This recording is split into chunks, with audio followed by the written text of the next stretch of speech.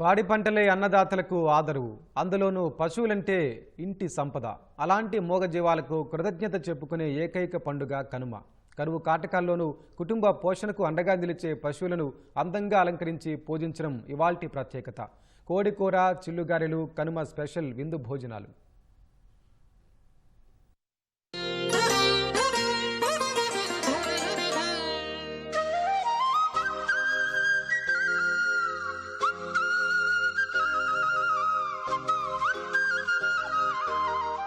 మూడు రోజుల సంక్రాంతి పండుగలో చివరిది కనుమ. కనుమ నాడు పశువుల్ని పూజించటం ఆనవాయితీ. దుక్కి దున్నడం మొదలుకొని పంటలు ఇంటికి చేర్చే వరకు అన్నదాత వెన్నంటి నడిచిన పాడి పశువులకు కృతజ్ఞతలు తెలియచేయటం పూర్వీకుల నుంచి వస్తోంది. పశువులను శుభ్రం చేసి పసుపు కుంకుమ పూసి ఊరేగించటం, వాటికి హారతులిచ్చి కృతజ్ఞత చాటుతారు.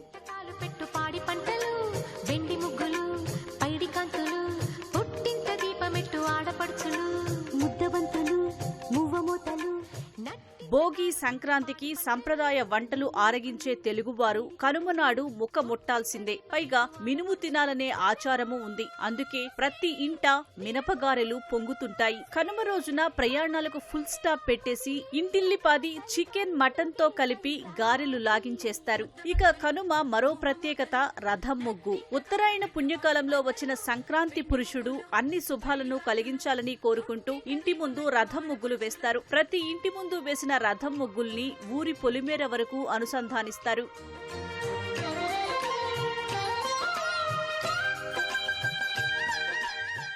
సంక్రాంతికి గోదావరి జిల్లాల్లో కోడి పందాలు ఎలాగో కనుమనాడు ప్రభల తీర్థాలు అలాగే. రుద్రులు కొలువైన కొబ్బరి తోటల్లో ప్రభలను పూజిస్తే సుఖ సంతోషాలు వస్తాయనేది అక్కడి ప్రజల నమ్మకం. తూర్పుగోదావరి జిల్లా జగ్గన్న తోట సహా చాలా ప్రాంతాల్లో కొలువుదీరే ప్రభలు ప్రత్యేక ఆకర్షణగా నిలుస్తాయి.